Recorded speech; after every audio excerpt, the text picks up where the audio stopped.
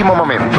Continúa en la provincia de Santa Cruz la huelga de trabajadores rurales. El teniente coronel Héctor Benigno Varela ha sido designado por el excelentísimo señor presidente don Hipólito para solucionar el conflicto. Malas noticias, Felipe, parece. La Patagonia rebelde. Escuchemos un momento, por favor. El ejército nos está demandando la rendición incondicional. Incondicional. Señor vicepresidente, en estos momentos marcho hacia la ciudad al frente de la primera, segunda, tercera división del ejército. Ordeno abandonar la casa de gobierno ahora mismo. Los hago responsables de cualquier derramamiento de sangre. Está fuerte. Varela es un canalla. Señor vicepresidente, el general Justo y yo, el general Uriburu, venimos a restaurar el orden y la seguridad que el pueblo necesita. Voy a tener que desconfiar hasta del ministro. Hermano Talmario pide absoluta reserva. Capitán Perón, usted es muy joven aún. Tienen 3 horas para pensarlo antes de que los caigan tiros a todos. Capítulo 12. Lo que vendrá.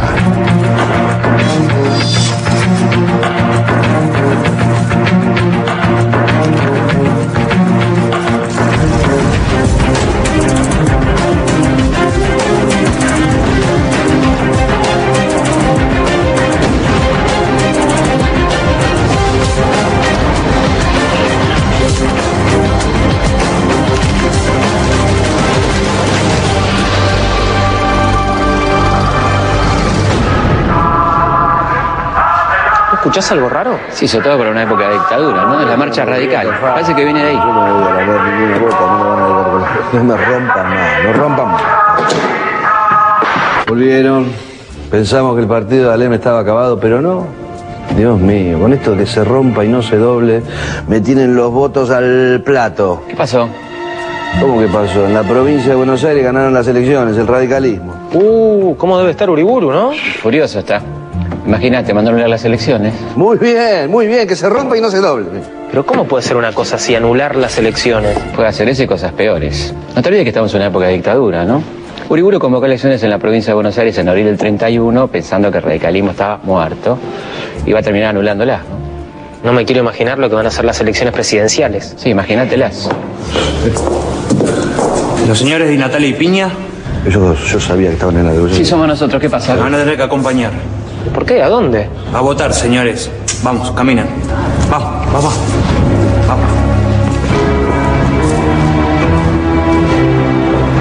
Se lo llevaron. Esperemos que los doblen, pero que no los rompan. Acá te traje 2 más. Y bueno, votar nunca está de más, ¿no? ¿Qué candidatos hay? Por el lado del gobierno está Agustín P. Justo, Julio Arroca, hijo, que armaron una especie de coalición con conservadores, radicales, antipersonalistas y el Partido Socialista Independiente, que no tiene nada ni de socialista ni de independiente. Enfrente estaban Lisandro Latorre y Nicolás Repetto, una alianza entre demócratas progresistas y socialistas. ¿Y los radicales? Están proscritos con los radicales. Pero te veo muy entusiasmado, mirá que no te van a dejar votar, ¿eh? Bueno, señores, vamos que no tengo todo el día. Disculpe, me estaba informando para ejercer el voto responsablemente. ¿Dónde está el cuarto oscuro, señor? El cuarto oscuro está ahí, acompáñelos, por favor. Está bien, no se moleste, yo puedo ir solo. ¿Escucharon, señores? Este hombre quiere ir solo al cuarto oscuro. ¿Por qué no dicen a quién van a votar y listo? ¿No ves que me retrasan el acto eleccionario? Porque el voto es secreto. Señores, ustedes dos ya votaron. ¿Cómo que ya votamos? Si no sabemos ni siquiera por quién votamos. Aunque lo sepamos nosotros, alcanza. Y agradezca que no lo metemos preso por andar con un documento tan chiquito. ¿A quién van a meter preso ustedes? ¿A quién van a meter preso ustedes? No sé si esto responde a tu pregunta. Vale, disculpame, Juan, me fui de boca. Lo que pasa es que hicieron un fraude terrible. En algunas mesas donde podía votar 260 personas, terminaron votando 300 a favor del gobierno. Así que ganó justo nomás. Ganó justo, lo que implica un fracaso total del proyecto corporativista de Uriburu, parecido al de Mussolini en Italia, ¿no? Lo de justo parece más clásico, una especie de restauración de lo anterior a Sáenz Peña. Sí, lo único que ahora el fraude lo van a llamar patriótico. Di Natale, Piña. Pueden salir. Alguien pagó la fianza. Un tal Mario. Mario, ¿está acá Mario? No, cuando nos dimos cuenta quién era ya se había fugado. Creo que cometimos un grave error. Vamos. Juan, aprovechemos que este tipo están todos festejando. Séame permitido, en este momento solemne de la vida institucional del país, recordar algunas palabras pronunciadas por mí. Decía que el ejército, que forma rancho aparte de su pueblo, no puede ser jamás instrumento de la voluntad nacional, no puede ser nunca el amparo de sus instituciones, no puede ser tampoco ni el núcleo ni el escudo de la defensa nacional. ¿Ese señor es nuestro presidente? Así es, Juan. ¡Qué formalidad! ¡Qué presencia! Yo creo que va a ser un gran gobierno. ¿Qué pasa ahora? Esto debe ser un sabotaje comunista, seguro. Pero me cachen 10. Ya sé, Felipe, no me digas nada. Esta es la oscuridad de la década infame. Podrías parar un poco con la metáfora, ¿no? Ah, más que metáfora, son los negociados de las compañías eléctricas.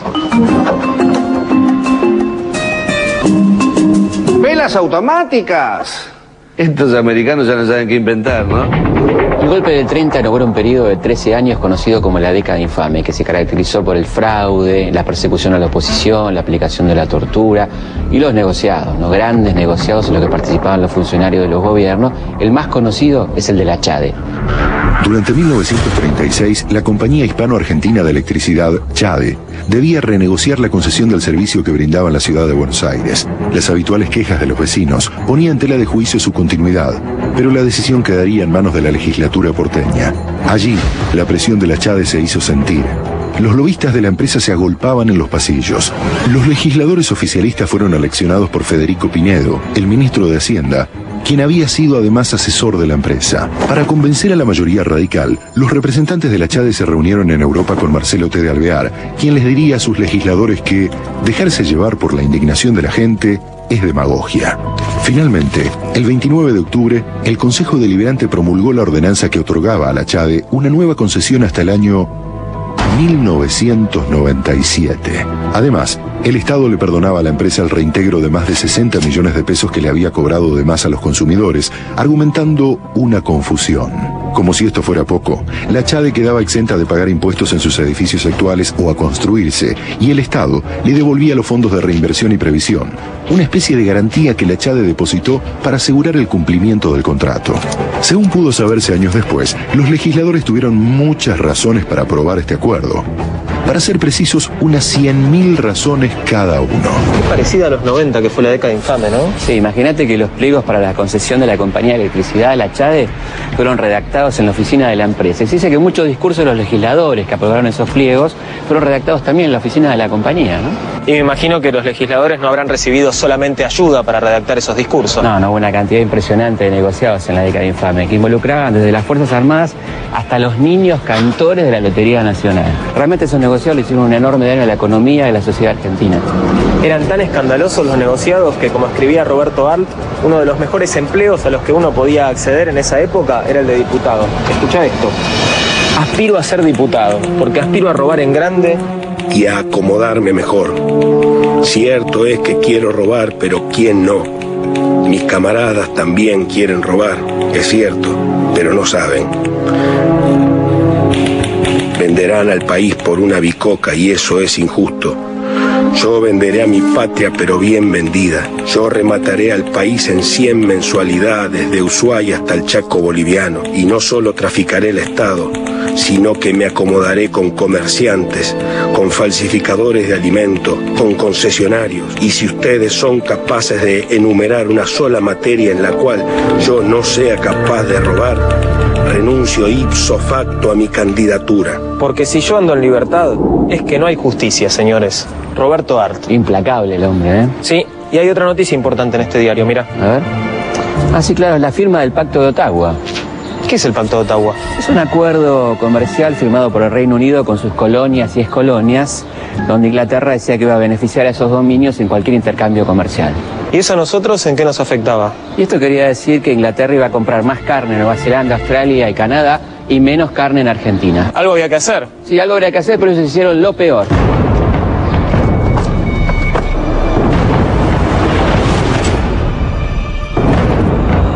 Los sectores dominantes querían hacerle creer al pueblo que su beneficio era el de la nación, y que no había más remedio que arrodillarse ante los ingleses. El gobierno de Justo envió a Londres al vicepresidente Julio Roca Hijo para buscar un acuerdo. La idea era entregar los resortes de la economía a cambio de mantener la cuota de compra de carne enfriada argentina. Entre los integrantes de la misión argentina a Londres estaba Guillermo Leguizamón, un abogado de los ferrocarriles ingleses. The Argentine is one of the most valuable jewels of His Majesty's crown. Oh.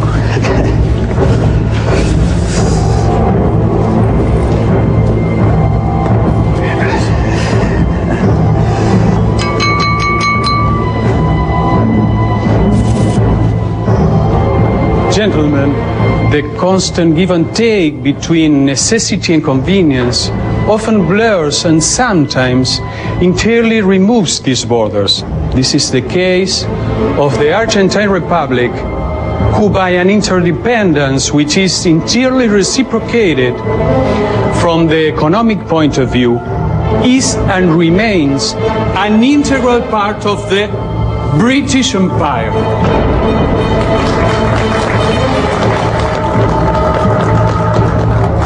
Finalmente, se firmó un tratado con el ministro de Comercio británico, Sir Walter Runciman.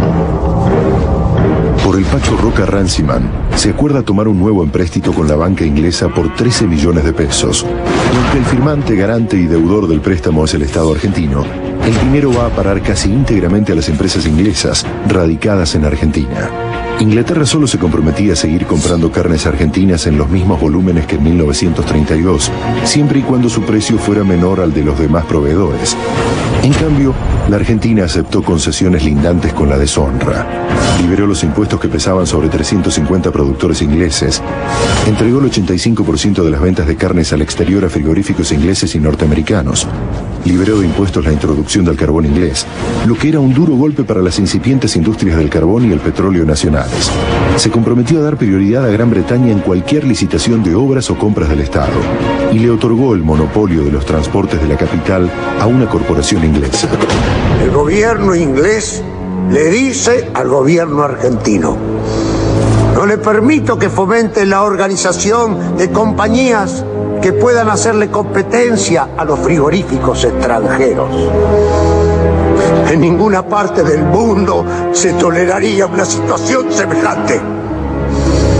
Si en Estados Unidos o África del Sur empresas extranjeras monopolizaran el comercio de carnes en esta forma, creo, sin temor a exagerar, que verían muy pronto sus establecimientos destruidos. En esas condiciones, no podría decirse que la Argentina sea un dominio británico, porque Inglaterra no se toma la libertad de imponer en los dominios británicos semejantes humillaciones. ¡Carajo! Está equivocado. ¡Váyase, senador! ¡Váyase! Por favor, levántese. Además. Lisandro de la Torre nació en Rosario en 1868. Su primera aproximación a la política fue con los grupos opositores a Juárez Selman, que van a terminar confluyendo en la Unión Cívica allá por 1889. Al año siguiente participa de la Revolución del Parque, de la creación de la Unión Cívica Radical, de la que va a terminar apartándose en 1896. Lisandro de la Torre propuso una alianza con los mitristas para derrotar a Roca, pero se encontró con la firme oposición del nuevo líder radical, Hipólito Yrigoyen, y decidió apartarse de las filas radicales. Su indignación con la política de Yrigoyen lo llevó a retar a duelo al sobrino de Alem. Don Hipólito no sabía esgrima y contrató a un profesor para la ocasión. Lisandro, en cambio, era un experto.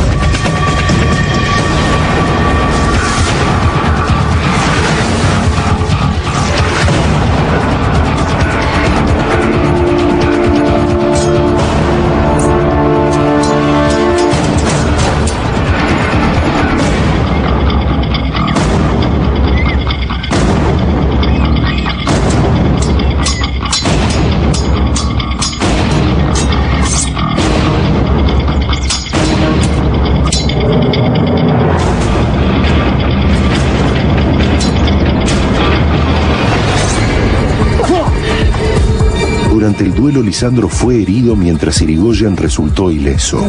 No es válido. De la Torre comenzará a usar su barba rala para disimular las marcas de aquella disputa. Lisandro fundará en Santa Fe la Liga del Sur y el Partido Demócrata Progresista. Después de retirarse un tiempito de la política, vuelve en 1931. Y encabeza la fórmula con el socialista Nicolás Repetto. Claro. La Iglesia le prohíbe a sus feligreses votar por esa fórmula, porque propiciaba la educación laica, el divorcio vincular y la separación de la Iglesia del Estado. Convencido por sus amigos, Lisandro aceptó ocupar una banca en el Senado. Desde ese lugar, denunciaría los crímenes y negociados de la década infame. Don Lisandro había propuesto y concretado la conformación de una comisión investigadora del comercio de las carnes. La comisión se encontró con todo tipo de trabas, desde la negativa de las empresas británicas a abrir su contabilidad, hasta la orden impartida por el ministro de Agricultura a la Dirección General de Rentas de no colaborar con los investigadores. Acá, agente. Venga con la barca. Vamos. You cannot board this vessel by force. This is a British ship. Fuera. This is an insult to Great Britain. Retírese. Sir, I must protest. Llévenselo. His Majesty's sovereign property. Los trabajadores, informantes de Alfredo Palacios, supieron que en un barco inglés amarrado en el puerto estaba escondida la documentación sobre el negociado de la carne envasada y, lo que era muy grave, estaba oculta en cajas con el sello del Ministerio de Agricultura. La documentación comprobaba la estafa al Estado Nacional por parte de la empresa inglesa y detallaba como gastos los sobornos a los funcionarios públicos. Acá hay algo, senador.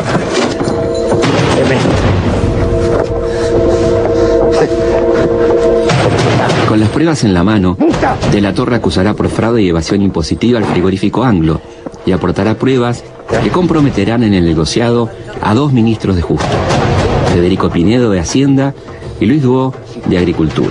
Lamentablemente, los diarios de aquellos días se ocupaban de otras noticias.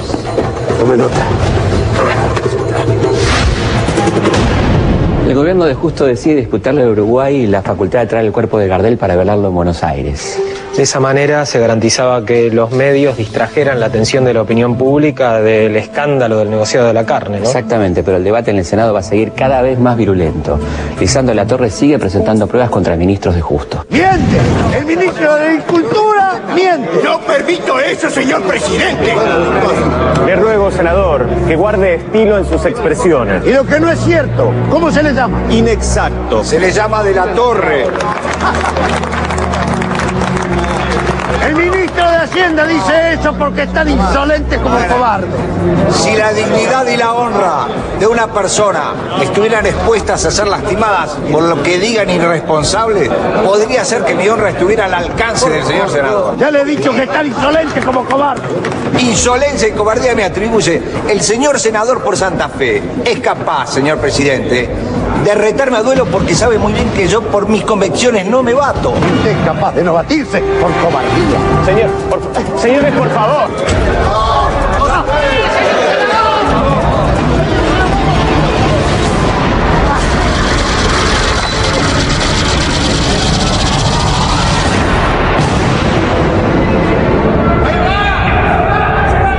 Las balas encontraron el cuerpo de Enzo Bordavere, senador electo por Santa Fe, discípulo de Lisandro de la Torre y compañero de ruta del fundador de la democracia progresista. La autopsia de Bordavere demostró que había recibido 3 balazos, 2 en la zona lumbar y uno que le lesionó el corazón. A su entierro en Rosario asisten unas 70.000 personas. ¿Y atraparon al asesino? Sí, intentó escaparse por estos pasillos, pero cuando llegó a la sala de taquígrafo fue detenido. Se llamaba Ramón Valdés Cora, era un excomisario torturador que trabajaba para el Partido Demócrata y un hombre muy vinculado al ministro Duó. Imagino que inmediatamente el presidente Justo le pidió la renuncia al ministro y decretó el duelo nacional, ¿no? Sí, Juan. Esa noche el presidente Justo asistió a la función de gala en el Colón. Valdés Cora dijo que actuaba por motu propio, que no tenía cómplices y fue condenado a 20 años de prisión. ¿Y los instigadores?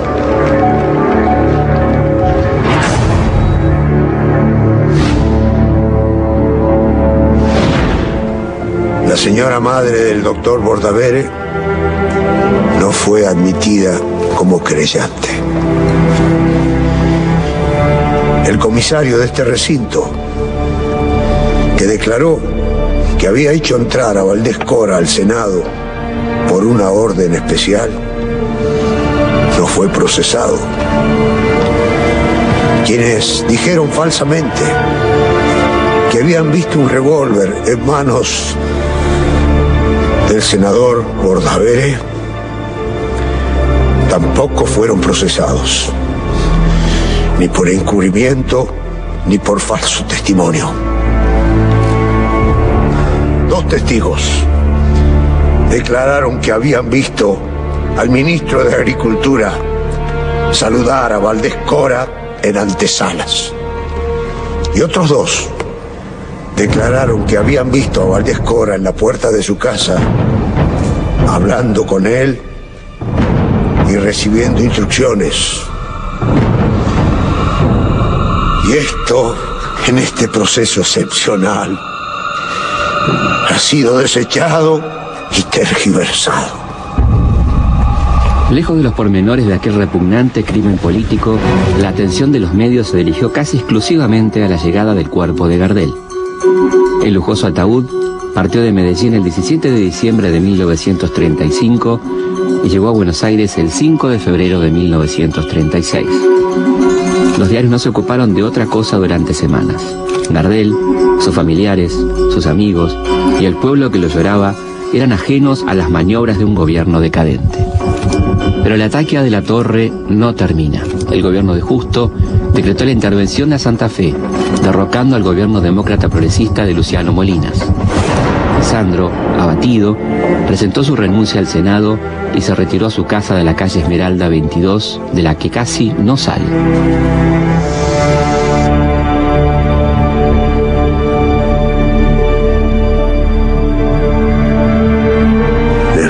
Se hagan cargo de la cremación de mi cadáver. Deseo que no haya acompañamiento público, ni ceremonia laica, ni religiosa alguna.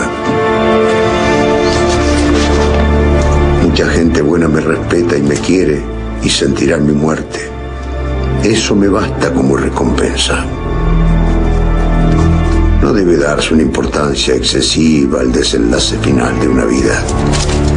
Si ustedes no lo desaprueban, desearía que mis cenizas fueran arrojadas al viento. Me parece una forma excelente de volver a la nada, confundiéndose con todo lo que muere en el universo.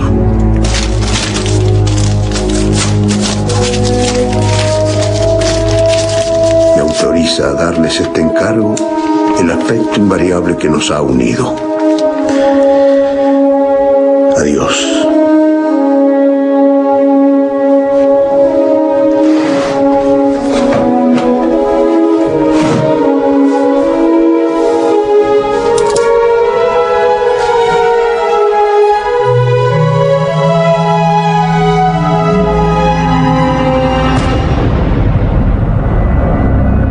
Acá en Esmeralda 22 estuvo la última casa de Lisandro de la Torre. Terminó pegándose un tiro igual que su amigo Alem. Sí, claro. La casa no se conserva y hoy es la plaza Roberto Art. Así que esta plaza de Morondanga me dejó la posteridad. Bueno, no está tan mal. No anda la fuente, casi no tiene pasto. A Borges le dieron un parque de 500 hectáreas, ¿no? No, sabe que no. No hay ninguna plaza en la ciudad de Buenos Aires que se llame Borges. Igual. Algo es algo. Les dejo el diario. Pensar que decían que yo escribía mal. Por Dios. ¿Se enojó? Se enojó, sí. Ahora, con la muerte de Lisandro de la Torre, el panorama era bastante negro, ¿no? ¿Quedaba algo para ilusionarse en la Argentina del 30? Sí, por ejemplo, el gobierno de Luciano Molinas en Santa Fe o el de Amadeo Sabatini en Córdoba iban en el sentido contrario al gobierno nacional. Eran la otra cara de la década infame. Y acá nomás, muy cerca de acá, se está cocinando algo muy interesante.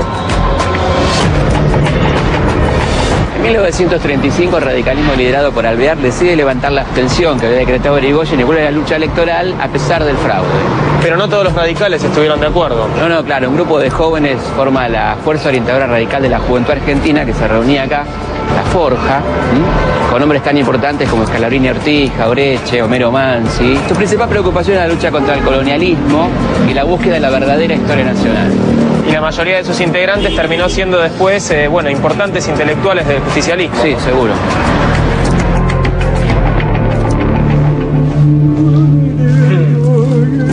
Disculpe, señor, ¿nos puede decir qué día es hoy? Perdóneme, pero estoy justo... En la pausa para tejer que establece el convenio. No, esta vez se equivocó. Estoy haciendo un trabajo práctico. Es un curso de punto inglés para mejorar el puntaje en el escalafón. Es decir, me estoy capacitando. Acá está Felipe, 12 de junio del 37. Ah, mira vos, hablando de punto inglés. Hoy presenta la candidatura Roberto Ortiz. Ah, qué bueno, me encantaría ir. ¿A dónde se hace? ¿En el Luna Park? ¿En algún estadio? ¿En la calle? No, me parece que no nos van a dejar entrar. Es un lugar muy exclusivo, en la Cámara de Comercio Argentino-Británica. ¿Ortiz dijo? Ortiz. Acá lo tengo. Qué justo, ¿eh? Un verdadero estadista, ¿eh? Me imagino que Ortiz habrá ganado en otras elecciones transparentes. Sí, tan transparentes como las anteriores, ¿no? La elección de la fórmula Ortiz-Castillo garantizaba la continuidad del régimen. Un ex radical antipersonalista y un conservador. ¿Y traía alguna novedad de esta gente? Se puede decir que Ortiz intentó atenuar un poco los efectos del régimen fraudulento, ¿no? Pero no va a tener tiempo, ¿no? ¿Cómo no va a tener tiempo? Ahora me lo dice. Ortiz asumió en febrero del 38. Y tuvo que afrontar los coletazos de la crisis mundial, ¿no? Claro, hasta los conservadores argentinos se dieron cuenta que el Estado tenía que intervenir en la economía. Creó el impuesto a los réditos, estableció el control de cambio y creó las juntas reguladoras para comercializar granos y carnes. ¿Usted está sugiriendo que lo coloque más a la izquierda? No, tampoco es para tanto. ¿Qué pasa, Felipe? Me parece que llegó el día, ¿eh? 1939 a 1945. 6 años. La guerra más larga y tremenda de la historia. Casi 100 millones de soldados, casi 70 millones de muertos. Y por supuesto, la mayoría de ellos eran civiles. Casi 60 países peleando de uno u otro lado. En una vereda, el eje. En la vereda de enfrente, los aliados. El escenario, Europa, Asia, África y Oceanía. Los nombres, Hitler y Mussolini, Stalin, Winston Churchill, Charles de Gaulle, Franklin Roosevelt, Douglas MacArthur, Patton, Hirohito, Rommel, Harry Truman. Y las atrocidades todas. El holocausto, los campos de prisioneros, las ejecuciones de la Gestapo, las matanzas norteamericanas, las soviéticas, las japonesas, las bombas atómicas. El horror imposible de pensar. La guerra empezó en septiembre del 39 con el avance de Alemania sobre Polonia y terminó 6 años después en agosto del 45, cuando las bombas norteamericanas cayeron sobre Hiroshima y Nagasaki, porque según ellos, era la única solución posible. Argentina fue uno de los 2 últimos países en declararle la guerra a Alemania, el 27 de febrero de 1945, pocos días antes de que se rindiera. Y claro, nadie quiere perderse el final. ¿Cómo se entiende nuestra neutralidad en la Segunda Guerra, Felipe? ¿Qué tan nazi era Argentina a fines de los 30? En nuestro país se mezcla un sentimiento antinorteamericano y antiinglés comprensible con una presencia real del nazismo. Ahora, mientras Argentina declaraba su neutralidad, ¿se sabía qué clase de cosas estaban pasando en Alemania? Es poco creíble que el gobierno de Ortiz no tuviera información a través de su embajada en Berlín, ¿no? Pero no creo que hubiera una real conciencia de la barbarie nazi en la sociedad argentina que miraba con simpatía el mantenimiento de la histórica neutralidad. Pero que había nazis lo sabía. Sí, sí, claro. En el cementerio alemán se realizaban ritos de iniciación. Te diría que la Argentina era el lugar no europeo de mayor actividad. ¿Y quiénes participaban? La embajada de Alemania, algunos colegios alemanes, miembros de las Fuerzas Armadas y los nacionalistas reaccionarios de siempre. ¿Y llegó a haber algún argentino en el Tercer Reich? Sí, claro. Un argentino llegó a ser ministro de Hitler. Siempre hubo argentinos que soñaron con ser rubios y de ojos celestes. Pero hubo uno que llegó más lejos que nadie. Quería que todo el mundo fuera rubio y de ojos celestes. Y los que no... Ricardo Walter Oscar Darré nació en Buenos Aires y creció en el barrio de Belgrano. Por ser hijo de alemán le dejaron irse a Europa a pelear en la Primera Guerra y empezó a pensar que la única raza buena sería una raza pura. Pero fue todavía más allá. Para Darré, los alemanes eran más que una raza, eran una especie. la verdadera especie humana. A Hitler le fascinó este ministro de Agricultura y Alimentación que pretendía esterilizar a las mujeres no aptas y les prohibía a los judíos tener tierras en Alemania. Walter Darré le dio ideas a Hitler y Hitler hizo lo que todos sabemos.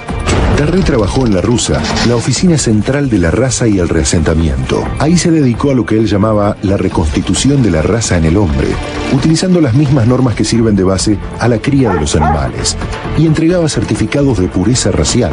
En sus ratos libres escribió libros como Sangre y Suelo, donde dice: lo que somos y lo que aún podemos ser como pueblo, eso lo decide nuestra composición étnica. En 1949 fue juzgado y condenado a solo 7 años de prisión.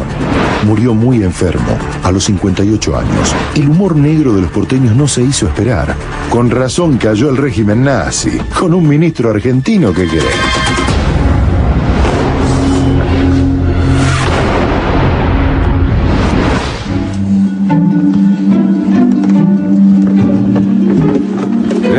Mura. ¿Qué pasó? Descolgó el cuadro de Ortiz, todavía es presidente. Sí, lo que pasa es que va a renunciar en junio del 42 y va a morir poco después, ¿no? Había... Perdón, ¿qué estoy buscando? A Castillo está buscando. Ah, gracias. Al vice de Ortiz, claro. Un gran estadista. Aparte de este tipo, ¿alguien cree en el futuro político de Castillo? Este tipo de Castillo. Lo que pasa es que por aquel entonces se van muriendo las principales figuras políticas, ¿no? Poco después de la muerte de Ortiz, muere Justo, después Alvear y finalmente Julio Arroca, hijo. Entonces Castillo cree que ha llegado su momento y pretende imponer a su propio candidato. Patrón Costas, un gran estadista. Es exactamente al revés, ¿eh? Este es Castillo y este es Patrón Costa. Como sea, son dos grandes estadistas, ¿o no? ¿Quién es Patrón Costa, Felipe? Un estanciero salteño, empresario del azúcar, vicepresidente del Senado de la Nación, que pretendía presentar su candidatura el 7 de junio de 1943. Hasta tenía escrito su discurso de campaña. Totalmente. Ahí está. Lo tengo. Excelente, ¿eh? He militado siempre en las filas de los partidos de derecha. Lo proclamo bien alto y con orgullo. En esta alta hora en que el izquierdismo está en boga. En el término conservador, como yo lo entiendo, caben todas las reformas que exijan nuestra evolución progresiva para perfeccionar, depurar y hacer eficiente nuestra democracia, para asegurar la libertad dentro del orden y para llegar a la paz social, no por la lucha de clases, sino por la conciliación de sus intereses. Una joyita. Sí, lamentablemente para él nunca va a llegar a pronunciar ese discurso, ¿no? Y entonces, ¿qué me sugiere que haga con el cuadro? Ok, voy a leer el cuadro. La oposición finalmente se organiza, Felipe. Claro, radicales, comunistas, socialistas forman la Unión Democrática para evitar esa candidatura, ¿no? Pero no van a ser ellos los que eviten que Roberto Patrón Costa llegue a ser presidente de la Nación. ¿Cómo que no? ¿Qué partido fue? El Partido Militar. A comienzos de los 40, los militares habían asumido gran parte de las funciones que el Estado intervencionista de los 30 se adjudicó. Entre 1931 y 1937, el presupuesto militar se incrementó de 189 millones a 315 millones de pesos. En octubre de 1941, se crea la Flota Mercante del Estado, que se colocó bajo el Ministerio de Marina. También se crea Fabricaciones Militares. Por aquellos años, convivían en las Fuerzas Armadas dos tendencias políticas, una favorable a los aliados y otra, llamada nacionalista, que simpatizaba con el eje. El ambiente parecía propicio para las conspiraciones. Así lo entendieron los militares del GO, Grupo de Obra de Unificación, una logia militar que se había fundado en marzo de 1943. Sus principales referentes eran el teniente coronel González y el coronel Juan Domingo Perón. El panorama estaba claro, ¿no? Si no había fraude, ganaba la Unión Democrática. Esto a los conservadores en el poder no debía gustarles demasiado. Y no, a los liberales conservadores no les gustaba nada que vuelva el radicalismo al poder, encima acompañado por socialistas y comunistas. Y a los nacionalistas les molestaba que si ganaba la Unión Democrática se iban a alinear seguramente con los aliados. Y ahí es donde entra en acción el GO. Claro. Los nacionalistas militares habían copado el Ministerio de Guerra de la mano del general Pedro Pablo Ramírez y les molestaba tanto que ganara la Unión Democrática como Patrón Costas. Vamos, dale. ¿A dónde van? Nos vamos porque viene el golpe del 43. Ay, el golpe. Ustedes no tienen nada que hacer, ¿no? ¿No le importa a nadie este golpe? Y lo que pasa es que lo que estaba en el poder era indefendible. Acción de sellado que establece el convenio.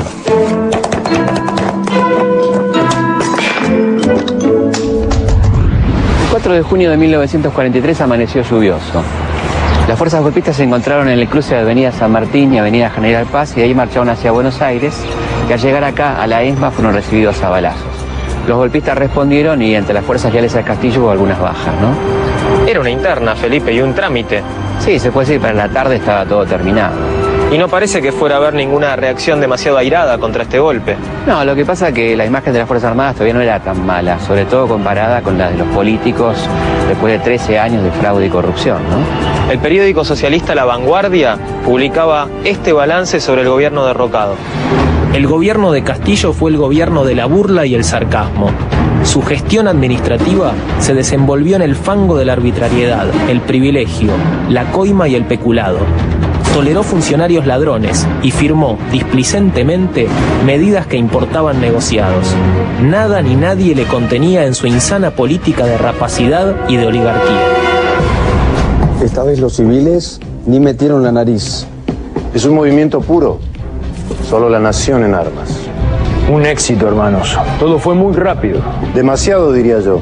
Creo que la mayoría de la población ni se enteró del cambio de gobierno. Bueno, por favor, ahora les pido que me dejen solo, porque tengo que pensar y conformar el nuevo gabinete.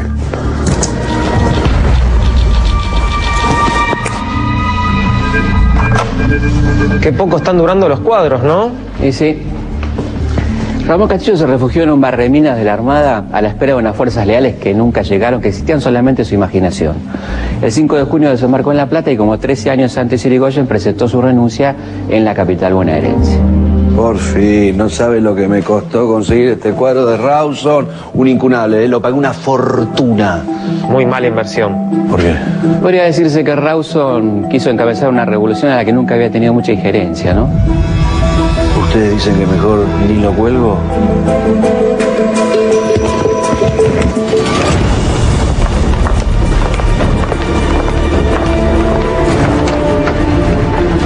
Puede ir saliendo, Rawson. Terminó su mandato. ¿Cómo? ¿Tan pronto? Se va ahora mismo o lo tiramos por la ventana. Por favor, déjenmelo pensar hasta mañana, muchachos. Creo que nos conviene a todos. A nosotros no nos conviene un carajo. Ese sillón nos pertenece y nosotros vamos a decidir quién se sienta ahí. ¿Y yo ahora dónde voy? ¿Qué país le gusta? Alguno que esté cerca. Bueno, prepare las valijas. La semana que viene se irá para Brasil.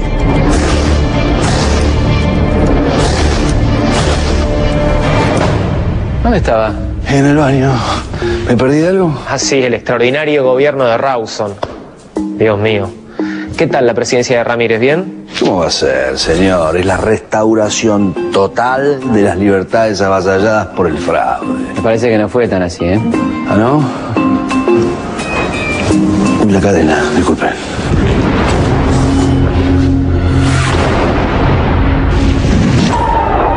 La comitiva se detiene frente al palco presidencial. La población toda, sin distinción de edad ni sexo, se ha dado cita en las calles en cantidad verdaderamente impresionante. El nuevo gobierno disolvió el Congreso, prohibió los partidos políticos, intervino universidades e implantó la enseñanza religiosa en los colegios. Pero en el proceso abierto en junio del 43, las tendencias claramente autoritarias se mezclarán con medidas populares y novedosas. Rebaja de alquileres de viviendas y arrendamientos rurales, precios máximos para los productos básicos y créditos hipotecarios baratos, por ejemplo. La baja de los precios de las materias primas llevó a la quiebra a muchos propietarios rurales. Así, mucha gente del campo decidió desplazarse a las ciudades. Buenos Aires, que en 1914 tenía 1,5 millones de habitantes, va a tener hacia 1935 3,5 millones. Estos contingentes llegan sin pasado político ni gremial, alejados de cualquiera de los partidos políticos tradicionales. Esta va a ser la base social del peronismo. Este proceso en ciernes fue el que logró ver mejor que nadie Juan Perón. Por eso ocupó la Secretaría de Trabajo, un lugar clave para la construcción de poder.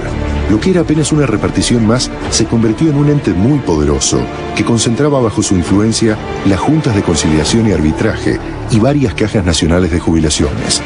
En la Casa del Teatro, los autores de la Argentina ofrecen una copa de sincero agradecimiento al secretario de Trabajo y Previsión, Coronel Perón, por haber solucionado con su intervención el viejo problema de los empresarios teatrales. La Secretaría se dirigió a satisfacer aspiraciones de los trabajadores. Aumentos salariales, vacaciones pagas y estabilidad laboral a través de convenios colectivos. En 10 meses, incorporó a 2 millones de personas al régimen jubilatorio y creó desde los tribunales del trabajo hasta el Estatuto del Peón. Con estos logros y el apoyo del aparato mediático del Estado, la figura de Perón crecía y crecía. Para las clases altas, ya era una figura inquietante. Pero ¿hasta dónde piensa llegar este hombre? Es un nazifascista. Buenas tardes, señores. Buenas tardes, coronel. Sé que querían verme, que están preocupados. Les preocupa mi intención de controlar los sindicatos desde el Estado. A lo mejor prefieren que los controlen los comunistas, ¿es así? No. La situación es grave, señores. Tal vez algunas medidas del gobierno les resulten onerosas, pero coincidirán conmigo en que es mejor entregar una parte de lo que uno tiene que perderlo todo. Sí, quizás usted tenga razón, coronel, pero nos está alterando un poco la disciplina. ¿La disciplina? Sí, señor. Yo estoy formado en la disciplina, señores. Pero he aprendido que la disciplina tiene una base fundamental, la justicia. Si yo fuera dueño de una fábrica, no me costaría ganarme el afecto de mis obreros. Una palmada al pasar, un médico que va a la casa cuando hay un hijo enfermo, un pequeño presente en un día particular. El hombre es más sensible al comando cuando el comando va al corazón que cuando va a la cabeza. Esto es lo único que nos faltaba, un militar rojo. A ver, señores, sonrían.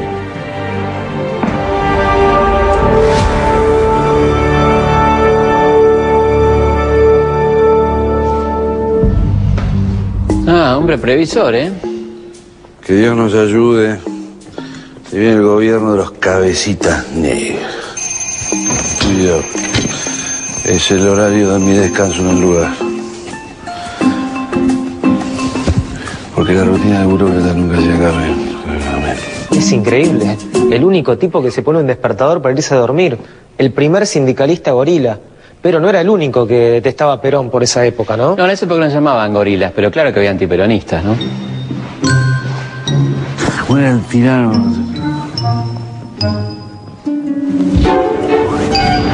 La oligarquía odiaba a Perón de una manera que parecía ir más allá de sus intereses de clase, ¿no? Bueno, pero es lógico que los terratenientes odiaran al tipo que impulsó el Estatuto del Peón, ¿o no? Sí, lo que digo es que era un odio desproporcionado, porque después todo no era tan difícil cumplir con los requisitos del Estatuto del Peón. ¿Y entonces? Yo lo que sentía que por primera vez el Estado estaba por encima de sus intereses. Uy, Felipe, parece que el peronismo está haciendo temblar las estructuras sociales. No. Parece que esto no es una metáfora, esto es un terremoto en serio, ¿eh?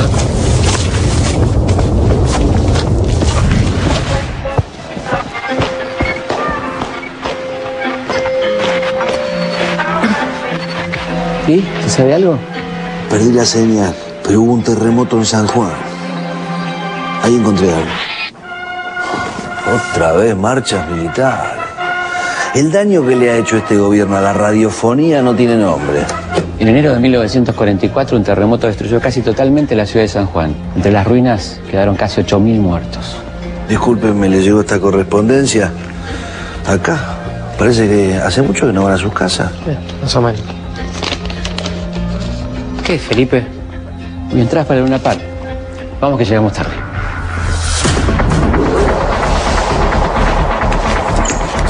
Este Mario Pellegrini tampoco tiene mucho que hacer, ¿eh?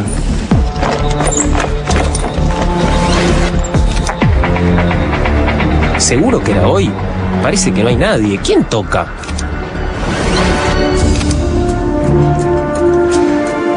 Una semana después del terremoto, la Secretaría de Trabajo y Previsión, que dirigía el coronel Perón, organiza una gran colecta nacional para recaudar fondos para los damnificados, que incluye festivales artísticos, como que se hizo acá, en el Luna Park. Pero el Luna Park no se veía mucho como está hoy, ¿no? De hecho, era un lugar dedicado más que nada al boxeo en ese momento. Y a los grandes eventos. Por ejemplo, acá lo velaron a Gardel. Vení.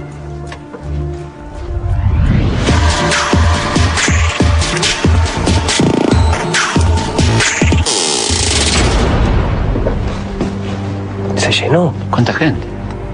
¿Alguno de ustedes tiene fuego? Acá tiene, general. Todavía soy coronel. Disculpe, ¿cuántos artistas, coronel, La mayoría vienen a hacer pinta. ¿Coronel? ¿Es ella? Es ella. ¿Ya se conocen? Una vez se vieron.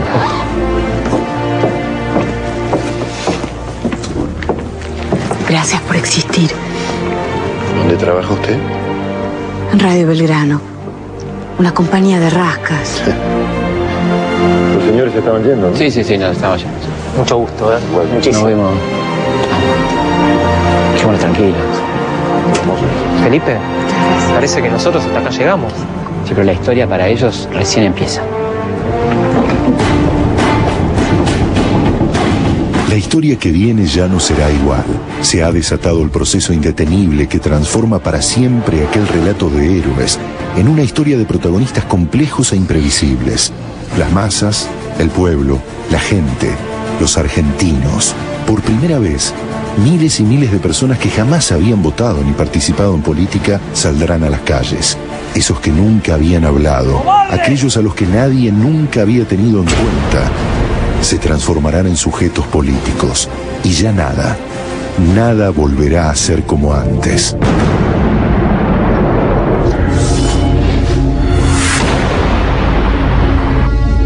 No podemos seguir viviendo en estas condiciones.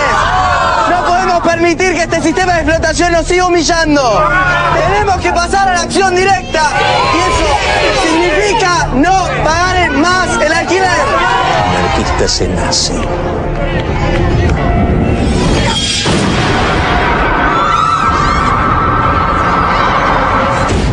¡Apunten! Noticia de último momento. Continúa en la provincia de Santa Cruz la huelga de trabajadores rurales. El teniente coronel Héctor Benigno Varela ha sido designado por el excelentísimo señor presidente don Hipólito para solucionar el conflicto. Malas noticias, Felipe, parece. La Patagonia rebelde. Patagonia rebelde. ¡Paren, muchachos! ¡Se represión en la Bacena! ¡Están matando gente! ¡Vamos! En este bendito país sigue rigiendo la ley del dedo índice. El pueblo no vota. Y acompáñenos, por favor. Está bien, no se moleste, puedo ir solo. ¿Escucharon, señores? Este hombre quiere ir solo al cuarto oscuro. Es la muerte.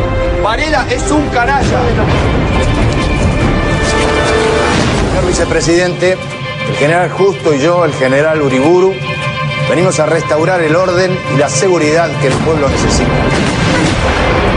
Voy a tener que desconfiar hasta de mí mismo.